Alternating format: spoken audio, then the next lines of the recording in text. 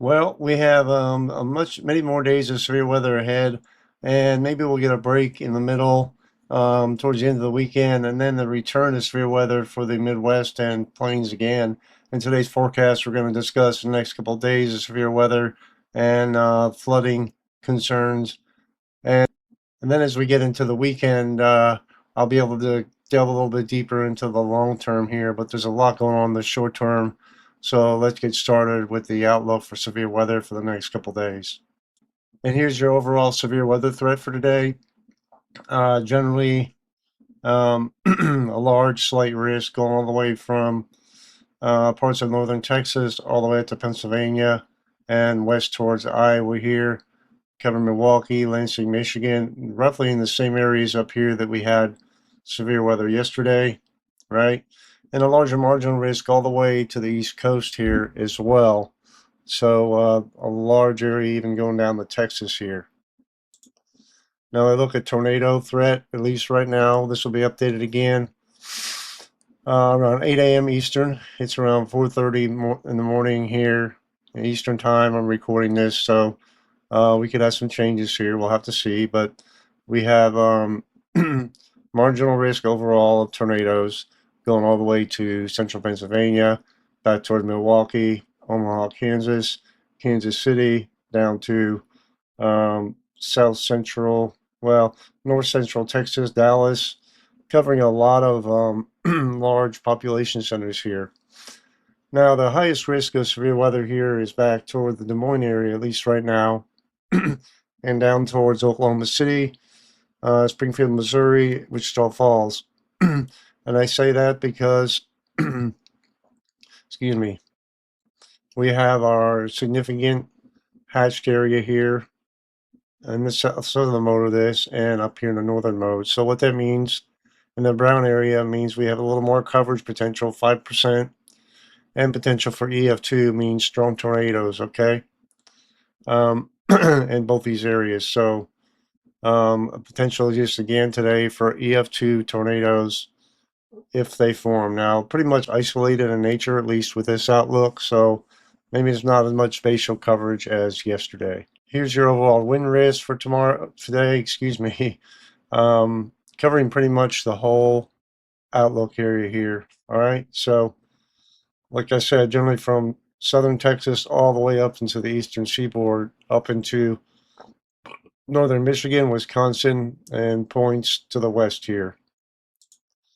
And your hail risk encompasses this whole area too, but we also have a significant hail risk within this slight area, 15%, right? Up to 2-inch in diameter hail in the hatched area here. So the most spatial coverage for significant hail indicates the hail is going to be the biggest threat here as far as spatial coverage goes and intensity.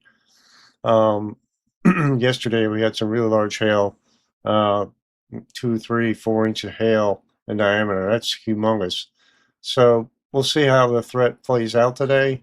We could see this increase with the next outlook at 8 a.m. So as we go into tomorrow, which is Thursday, we have overall marginal risk of severe weather stretching all the way from Memphis, Tennessee, towards Shelbyville, Indiana, back towards Detroit, Cleveland, Buffalo, with a slight risk of severe weather here in the Albany, New York area, Ithaca, Rochester, up into Vermont, New Hampshire, which is in the marginal risk as well.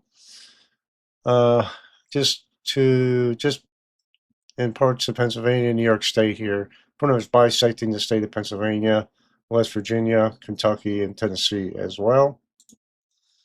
And your tornado risk is not that high tomorrow. Generally in the northern part of the where that slight risk was here. 2% chance of relatively weak tornadoes, at least with this outlook. We'll see how it trends the next day or so. Here's your wind risk. Your wind risk is focused the most up here in the where that slight risk area is here. 15% chance of winds exceeding about 50 knots or so, which is roughly 58 miles an hour, which are less of a threat in the brown area here. So that's a 5% wind risk. Sorry about that. As far as hail, pretty much encompasses the same area with the most coverage expected here in the slight risk area as well, and with 1-inch hail possible, more likely here in the yellow area. Yeah, so I think Friday, and this is the Friday outlook, will be the biggest day of the week. Well, yesterday was a pretty big day too, but you see we already have this enhanced risk centered on Oklahoma, parts of eastern Kansas, a good portion of Missouri, um, extreme western Illinois, most of Iowa through Des Moines here, with a larger slight risk all the way up into Wisconsin. Same areas have been getting hit before: Wichita Falls, western central Kansas, Omaha, Nebraska, Lincoln, Nebraska, towards Mason City and Minneapolis, with a larger marginal risk further south, and across here up to the north into Minnesota and Wisconsin. And we already have a hashed area here with a 30% risk in the middle of this. I think, and because it's 3 days out, excuse me, they don't have any specific categories yet. We'll have that tomorrow, right? But most likely the biggest impacts in spatial coverage will be winds and hail with this. I think tornado risk won't be quite as high as in past days because it's more of a linear type threat, but we'll see how this plays out in the coming days. So as we start today with the severe weather threat, right, we're going to analyze it here. Finally, we have our upper trough moving to the east here. You can see the bulk shear ahead of this trough is very strong from the south, southwest, and it overspreads the area of interest tonight in the evening hours, right, and really cranks up here as we probably get a surface low developing up to the north here, right? So northern mode with this, I meant to mention this is the HRRR, which is a good short range model I use, right? So this is dew points, right? The severe threat, at least tornado wise, is really dependent on dew points, right? And when you have dew points 60 and upper 50s usually are sufficient enough to close to 60 degrees Fahrenheit, let's just say, you have a good chance of surface-based convection, as long as all the other parameters are in place for severe weather. You can see to the west of this how dry it is in Denver, 2.7 degrees Fahrenheit. My goodness, very dry. So if you overlay this with the day one tornado risk, you see where the day one tornado risk is here, squarely within that 60-degree dew point range, as well as in the southern part of this mode. So now everybody wants to know when we're going to get stuff coming through here. I mean, severe weather. So a couple other parameters to look at is Supercell Composite Index, and the higher numbers indicate a better chance of supercells forming. You can see where the highest numbers are here in the northern mode to start with, 4, 5, 6 p.m., especially around the Chicago area. And you'll see in the southern mode of this how it ramps up overnight, just south of Oklahoma City, 32, 36. Um, that's incredible, right? So let's all look at another significant tornado parameter value, also down the southern mode of this. So if we can get storms of fire down here, especially discrete supercells, and to the east here as well, we could really have some intense storms here.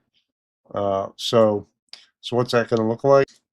So we starting off with the storms moving to the east here initially, right? And then into the morning hours, you may have some convection firing again here towards Chicago area, which may limit any other convective initiation, at least right away here. Okay. And you see the highest reflectivity values and the purples here. That indicates rotating storms. Okay.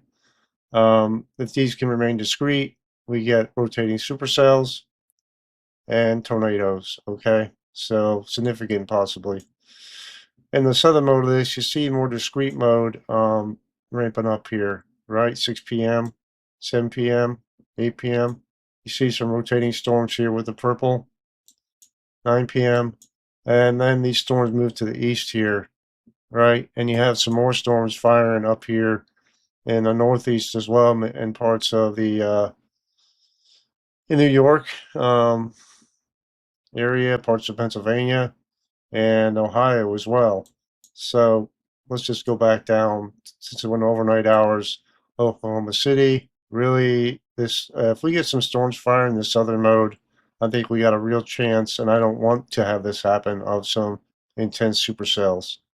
So anyway, on the northern mode of this, you see it moving through the Chicago area again with some a pretty intense line, MCS type feature moving through the northern mode, maybe south of Lake Erie, right? But the main show here is in this area, okay?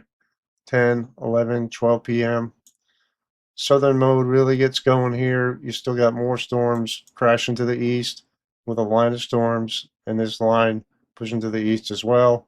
2, 3 p.m., 5 a.m. in the morning.